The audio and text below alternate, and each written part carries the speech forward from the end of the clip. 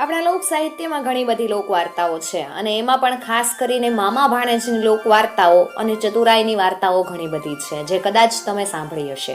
આવી જ એક મામાની વાત આજે આપણે સાંભળવાના છીએ અને વાતનું નામ છે લાલિયા ધોકાની વાર્તા. કોઈ એક ગામમાં મંગલ મામા કરીને એક ચૌધરી રહેતા. પોતાની સમજણ અને બુદ્ધિ ચાતુર્ય માટે તેઓ ખૂબ જાણીતા. સજ્જનોને તે હંમેશા સહાય કરતા અને દુર્જનોની ચોટલી પોતાના હાથમાં રાખતા. જ્યારે કોઈ માનવી દુઃખમાં આવી પડે ત્યારે મંગલ મામા એને મદદ કરતા, એટલે લોકો એમને મંગલ મામાના ઉપનામથી ઓળખતા. એ ગામમાં એક પંડિતજી રહેતા. આ પંડિતજી અત્યંત શાંત અને ધર્મમાં આસ્થા રાખવા વાળા. એકવાર એમણે જાત્રાએ જવાનું વિચાર્યું અને જાત્રાએ જતા પહેલા એ મંગલ મામા પાસે એમની સલાહ લેવા ગયા. મામાએ પંડિતને કીધું કે મારા માથે ઠગ લોકોનું નગર આવે છે. ઠગની ચાલાકીમાં ફસાઈ જવાય નહીં એનું ધ્યાન રાખજો. બાકી તો સુખરૂપ જાત્રા પૂરી કરો, આગળ ક્યાંય બીક જેવું નથી. મામાની સલાહ લઈ અને પંડિતજી તો બીજે દિવસે જાત્રા કરવા નીકળી પડ્યા. ચાલતા ચાલતા સાંજના એક નગરમાં આવી પહોંચ્યા. મામાની સલાહે તો સાવ ભૂલી ગયા. આ નગરના લોકો અત્યંત ભાવિક અને મહેમાનોને માન પાન આપનારા લાગ્યા, એટલે પંડિતજી રાતના વિશ્રામ લેવા ત્યાં જ રોકાઈ ગયા. ગામ લોકોએ તો પંડિતજીનો ભાવભર્યો આદર સત્કાર કર્યો, એમની સેવામાં કાંઈ ખામી રહેવા દીધી નહીં. પણ જ્યારે પંડિતજી સવારમાં ઉઠ્યા ત્યારે એમને ખબર પડી કે ભક્ત લોકો એમની કેળે બાંધેલ રૂપિયાની કોથળી આખી ઉપાડી ગયા. પોતાની ઘોડીની તો થોડીક લાદ જ પડી હતી, બાકી કઈ નામ નિશાને રહેવા નહોતું દીધું. પંડિતજીએ નમ્રતાપૂર્વક બધા લોકોને બે હાથ જોડીને વિનંતી કરી કે હું જાત્રાળો છું, રૂપિયા તો ભલે ગયા પણ મને ઘોડી પાછી આપો તો હું મારી જાત્રા પૂરી કરું. પણ ઠગ નગરીમાં એમનું સાંભળે કોણ? અસહાય પંડિતજી પોક મૂકીને રડી પડ્યા ને માથું પછાડતા પછાડતા કેવા લાગ્યા, હાય હાય, હું લૂંટાઈ ગયો રે. બ્રાહ્મણનું ચોરેલું ખાશે એનું નખો જ જાહે, એની દીકરી એ દીવો નહીં રે. પછી તો પંડિતજી તીર્થયાત્રાનો વિચાર માંડી અને ઘર તરફ પાછા આવ્યા. જ્યારે મંગલ મામાને ખબર પડી કે પંડિતજી તીર્થયાત્રાને બદલે ઠગ નગરીની યાત્રા કરીને પાછા આવ્યા, ત્યારે એમણે ઠગોને પાઠ ભણાવવાનું અને છઠ્ઠીનું ધાવણ યાદ કરાવી દેવાનો નિર્ધાર કર્યો. અને બીજે દિવસે સવારના વહેલા ઉઠીને મામા એક મળદાલ ઘોડી ઉપર તીર્થયાત્રાએ જવા માટે નીકળી પડ્યા. દિવસ આખો મુસાફરી કરતા કરતા સાંજ વેળાએ તેઓ ઠગ નગરના પાદરમાં પહોંચ્યા.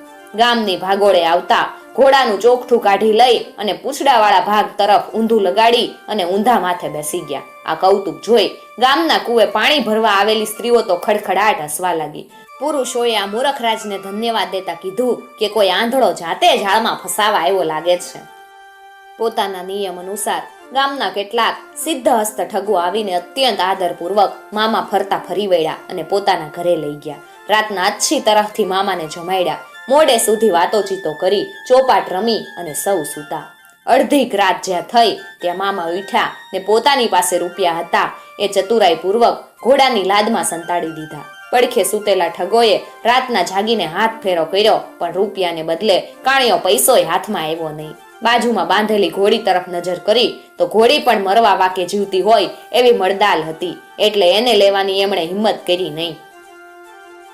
સવાર પડી એટલે મામાએ એક સૂંડલો મંગાવ્યો. છોકરાઓ સૂંડલો લઈ આવ્યા. મામાએ ખોબે ખોબે એમાં ઘોડાની લાદ ભરી. પછી તળાવે જઈ અને લાદને ધોઈ નાખી. ત્યારે લાદના એક એક લીંડામાંથી એક એક રૂપિયો નીકળ્યો. આ જોઈ ઠગોના તો આશ્ચર્યનો પાર ન રહ્યો. આ લાદના ચમત્કારની વાત વીજળી વેગથી ગામમાં ફેલાઈ ગઈ. પછી તો ઘરો ઘર મામાનો અનેરો આદર સત્કાર થવા લાગ્યો. ઠગો મંગલ મામાને ખુશ કરવા બધા જ પ્રયત્નો કરવા લાગ્યા. બીજે દિવસે મામાએ સૌની રજા લીધી ને કીધું, ભાઈઓ, તમે મારી સેવા ચાકરી ખૂબ કરી, તેનો હું બદલો વાળી શકું એમ નથી. મારી પાસે બીજું તો કાંઈ નથી, પણ આ એક ઘોડી છે. હનુમાન દાદાની કૃપાથી મને આ દેવતાએ ઘોડી મળી છે. રાતના આ ઘોડી લાદ કરે છે, એમાંથી થોડા રૂપિયાની આવક મળી જાય એટલે ગાડું ગબડે જાય છે. આ સાંભળીને ઠગના હાથમાં ખંજવાળો આવવા લાગી કે આ ઘોડી કેવી રીતે આપણા હાથમાં આવે. છેવટે ઘરડા ઠગોએ મળીને વિચાર કર્યો કે આ દેવતાઈ ઘોડી આપણને મળી જાય તો ગંગા નાયા. ગમે એમ કરી આ ઘોડી તો આપણે પડાવી જ લેવી. રાત હોય તો ચોરી લેવાય, પણ દિવસના ઘોડી લેવી કેવી રીતે? એ વિચારે સૌ મૂંઝાઈ ગયા. ત્યારે એક અનુભવી ઠગે કીધું, એમાં શું મોટી વાત છે? મામાને ભલું મનાવીને આ ઘોડી સસ્તી કિંમતે જ ખરીદી લઈ તો જિંદગીભર બેઠા બેઠા બાદશાહીથી રોટલા તો ખવાય. સૌએ ભેગા થઈને અત્યંત નમ્રતાથી મામા આગળ પોતાની ઈચ્છા વ્યક્ત કરી. ત્યારે મામા ઉદાર ભાવે બોલ્યા, ગમે એમ તોય તમે મારા ભાણિયાઓ કહેવાઓ. તમારી ઈચ્છાને માન આપવાની મારી ફરજ ગણાય. તમારે ઘોડી જોઈતી હોય તો રાખો, હું વળી જપતપ કરી બીજી મેળવી લઈશ. પણ અત્યારે તો હું જાત્રાએ જવા નીકળ્યો. જો મને એક સારી ઘોડી ને વાટ ખર્ચી માટે 2000 રૂપિયા આપો તો આ દેવતાઈ ઘોડી તમને આપતો જાવ. તમે ક્યાં કોક છો? મામાની ઉદારતાથી પ્રભાવિત થયેલા ઠગોએ રૂપિયાનો ફાળો કરી 2000 રૂપિયા ભેગા કર્યા. પછી આ રૂપિયાને એક સારી ઘોડી મામાને ભેટ આપી. મામા આ ઘોડી પર સવાર થઈ સીધા ઘરે આવ્યા અને પંડિતજીને ઘોડી અને રૂપિયા ગણી આપ્યા. વધ્યા એટલા રૂપિયા પોતાના ખિસ્સામાં મૂકી અને પોતાને ઘરે ગયા. બીજે દિવસે વહેલી સવારે ઠગ નગરીમાં હલચલ મચી ગઈ. રૂપિયાનો ફાળો આપનાર સૌને એમ હતું કે પોતાને રોજ રૂપિયા મળવા શરૂ થશે. ઘોડીની ચારેય તરફ કડક ચોકી પહેરો હતો, જેથી કોઈ વ્યક્તિ ચાલાકીથી ઘોડીની લાદનું એક લીંડું પણ ઉપાડી ન જાય. સવાર પડી. સૂરજ દાદા આકાશમાં રમવા નિસર્યા ત્યારે ફાળો આપનાર સૌની હાજરીમાં ઘોડાની લાદ સુંડલામાં ભરી અને ઘસી ઘસીને ધોવામાં આવી. પણ રૂપિયા તો શું, રાતી પાય પણ લાદમાંથી નીકળી નહીં. આ જોઈ બધા ઠગો કાપો તો લોહી નો નીકળે એવા થઈ ગયા. સૌના મોં એરંડિયા પીધા જેવા થઈ ગયા.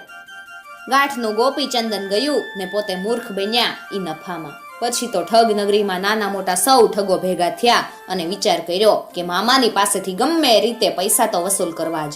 એમ વિચારી બધા ઠગ ગુસ્સાથી રાતા પીળા થઈ અને મામાના ગામ તરફ હાલી નીકળ્યા. એ વખતે મામા પોતાના ખેતરમાં હાથી હાંકતા હતા અને દુહા લલકારતા હતા.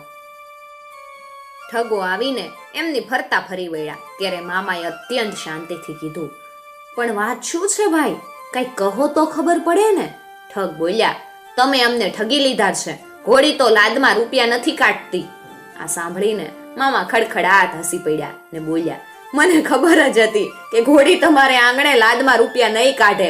હારું, હવે તમે મને કહો કે તમે ઘોડીને દાણા ખવડાવ્યા હતા?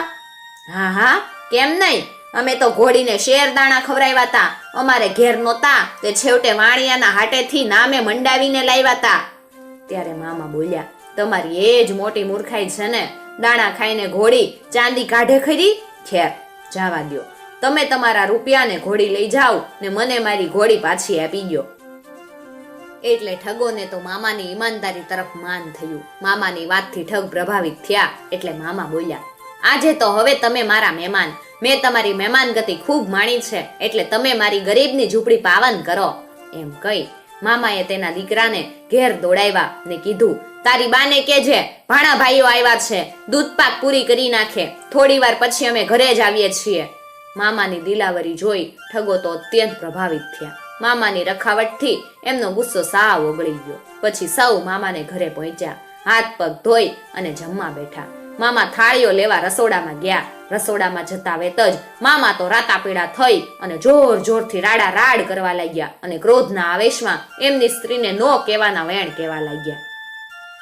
મામાનો અવાજ સાંભળીને ઠગો અંદર ગયા. એ જોઈને મામા તો વધુ જોરથી બૂમો પાડવા લાગ્યા, આ કેવી બેવકૂફ સ્ત્રી છે, ભાણિયાઓ કેટલા વખતે ઘરે આવ્યા, દૂધપાક પૂરી ઉપરાંત બીજી એકાદ મીઠાઈ નો બનાવી જોઈ? દૂધપાક સાથે એકલી પૂરી કેવી રીતે ખવાય? કઈક શીરો ને હુખડી તો બનાવાય કે નહીં? આને કઈ કઈને મારી જીભ ઘસાઈ ગઈ, પણ નફ્ફટ મારું સાંભળતી જ નથી. એમ કહેતા મામાએ તો ઓશરીને ખીટીએથી ટીંગાતી તલવાર લઈ અને સોય ઝાટકીને મામીના ગળે વળગાડી. મામી તો રસોડામાં જ ઢળી પડ્યા ને તરફડિયા મારવા લાગ્યા. ગળામાંથી લોહીની ધાર વહેવા લાગી. પરિસ્થિતિ પામી ગયેલા ઠગો એકબીજાના મોં સામે જોવા માંડ્યા. પછી મામાએ એમની પત્નીની હેરાનગતિની બધી ફરિયાદો એક સાથે કહી નાખી અને કીધું, ભાઈઓ તમે જરાય ગભરાશો નહીં, આ સ્ત્રી એ જ માંગતી હતી, માર વગર પાહરી થાય એમ જ નહોતી.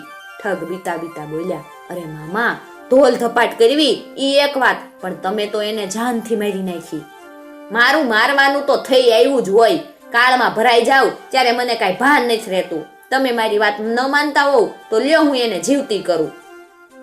મારા ઉપર તો શંકર દાદા પ્રસન્ન છે, એમણે મને ચમત્કારિક ધોકો આપ્યો છે. એમ કહી મામા રસોડામાં ગયા અને એક સરસ દંડીકો લાવ્યા અને મામીના ઢીંઢા ઉપર બે વળગાડ્યા. ત્યાં તો મામી આળસ મળીને બેઠા થયા. આ ચમત્કાર જોઈ ઠગ તો આશ્ચર્ય મુગ્ધ બની ગયા અને મામાને પગે પડ્યા, હાથ જોડીને કે, અરે મામા, તમે આટલા બધા ચમત્કારી પુરુષ છો એની તો અમને ખબર જ નહોતી. અમારી ભૂલ માફ કરો, અમારે હવે ઘોડી નથી જોઈતી, રૂપિયા નથી જોતા, પણ આ તમારો ચમત્કારિક ધોકો અમને ન આપો.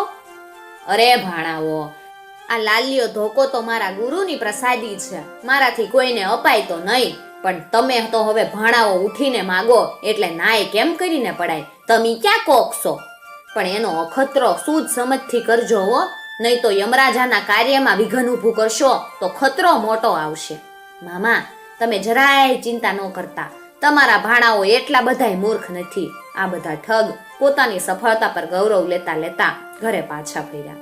ઠગોને વિદાય આપી ઘરે આવેલા મામા પોતાની પત્ની પાસે જઈને હસી પડ્યા ને બોલ્યા, આ લોકોમાં તો અક્કલનો છાંટોય બેડ્યો નથી. બકરાના પેટની હોજરી લોહીથી ભરી એને ગળે બાંધવાથી માણસને મારવાનો દેખાવ થઈ શકે છે. એની એમને ખબર નથી ને મારા બેટા દુનિયાને ઠગવા નીકળ્યા છે, પણ એમને હજુ મારા જેવા ભાઈડા ભટકાણા નથી ને ત્યાં સુધી આવા કરતૂત કર્યા કરશે. પતિની સાથે ખડખડાટ હસતી પત્ની બોલી, તમારું આમ કરતૂત કોણ જાણે કેટલી ગરીબ સ્ત્રીઓની બાપડીનો ભોગ લેશે. ઠગોએ ઘરે જઈ અને પોતપોતાની પત્નીઓને દૂધપાક પૂરી બનાવવાનો હુકમ કર્યો. થોડી વાર પછી એમના પર ગુસ્સે થઈ અને ગાળોનો વરસાદ વરસાવ્યો. આડોશી પડોશીઓ તો એકઠા થયા ત્યારે રોબ છાંટવા ઠગોએ પોતાની તલવાર લઈ અને વારા ફરતી પોતાની પત્નીઓને ફટકારી. ગળે તલવારનો ઘા પડતા બધી સ્ત્રીઓના રામ રમી ગયા. આ હત્યાકાંડથી આડોશ પાડોશીઓ તો ચોંકી ગયા. ગામ આખામાં હાહાકાર મચી ગયો. ગામ લોકોએ આશ્ચર્ય મુગ્ધ કરી દેવા ઠગોએ હાથમાં કરામતી ઢોકો લીધો અને કીધું, કોઈ બીશો નહીં, આ ચમત્કારિક દંડાથી હું બધીઓને જીવતી કરી દઈશ. પછી દંડાથી મરેલી સ્ત્રીઓની મરમ્મત કરવા માંડી.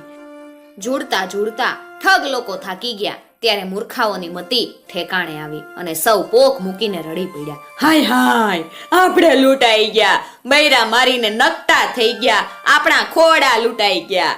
આથી ઠગ લોકો સમસમી ઉઠ્યા. હવે તો મામાને જીવતા પકડીને નદીમાં પધરાવી દેવાનો નિર્ધાર કર્યો. થોડા ઠગ પાછા એક દિવસ મામાને ગામ ગયા. મામા રાતના ખાટલામાં સૂતા સૂતા નસકોરા બોલાવતા હતા. ખાટલા હોતા ઉપાડીને ગામના પાદરમાં લાવ્યા. ત્યાં ભીખા રાવળના વાડામાંથી સારો ગધેડો લીધો ને મામાને ગધેડા ઉપર બેસાડી એમના હાથ પગ બાંધી દીધા અને પછી નદીએ જવા નીકળ્યા. અંધારી રાત હતી. ચાલતા ચાલતા ઠગો થાકી ગયા. એક જગ્યાએ એક માણસ ગાયો ભેંસો ચારતો હતો. ત્યાં ઠગ લોકો ચલમ પીવા બેઠા. ત્યાં મામા જે ગધેડા ઉપર બેઠા હતા તે ચરતું ચરતું આગળ નીકળી ગયું. ઉપર બેઠા બેઠા મામા ધીમા ધીમા સાદે રોતા હતા. ત્યારે બીજા એક માણસે એમને રોતા જોઈને કારણ પૂછ્યું એટલે મામાએ કીધું, મારા કરમની કઠણાઈની તો હું વાત કરું ભઈલા, મારે પવણવું નહીં જ, પણ આ બધા મને પરાયણે પવણાવવા લઈ જઈશ. આ સાંભળીને પેલા ભાઈની દાઢ ડળકી અને એ બોલ્યો, તું પરણવાથી આટલો બધો બીવે શું લેવા? અરે ગાંડા ભાઈ, તારે નો પવણવું હોય તો તું નીચે ઉતર, મન તારી જગ્યાએ બેહાડે. હું તો આજ લગી બૈરા વિનાનો વાંઢો મરી ગયો. થોડી વારમાં તો એવું બધું બની ગયું. મામા તો પેલા માણસનો કામળો ઓઢી અને થોડા દૂર ઊભા રહી ગયા અને તે માણસ મામાના લુગડા પહેરી અને હાથ પગ બંધાવીને ગધેડે બેસી ગયો. ઠગ તો ગધેડાને હાંકી નદી કિનારે લઈ ગયા. ખળખળ નદી વહે છે. મોટી ભેખડ પર ગયા ત્યાં મોં સૂજણું થઈ ગયું. નદી કાંઠે જઈ ગધેડા સાથે મામાને ધક્કો માર્યો. અહીંયા મામા તો પેલાની હાથણી જેવી કિંમતી ભેંસો લઈ અને ઘરે પહોંચ્યા અને બધી ભેંસો બાંધી ઓસરીમાં સૂઈ ગયા. ઠગોએ વિચાર્યું કે મામા તો હવે નદીમાં ગયા, હવે એમની માલ મિલકત લૂંટી આપણે વેચી લઈ.